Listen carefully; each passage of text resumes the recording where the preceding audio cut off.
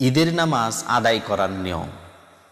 ঈদের নামাজ আদায় করার নিয়ম হলো, আপনি আরবিতেও নিয়ত করতে পারেন, বাংলাতেও নিয়ত করতে পারেন। তবে বাংলাতে নিয়ত করাই হলো সহজ।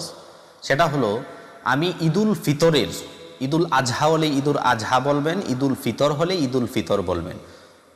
আমি ঈদুল ফিতরের 2 রাকাত ওয়াজিব নামাজ অতিরিক্ত 6 তাকবীরের সাথে আদায় করতেছি। আল্লাহু আকবার, আল্লাহু আকবার বলে আপনি হাত বাঁধবেন, এখানে আপনি সানা পাঠ করবেন।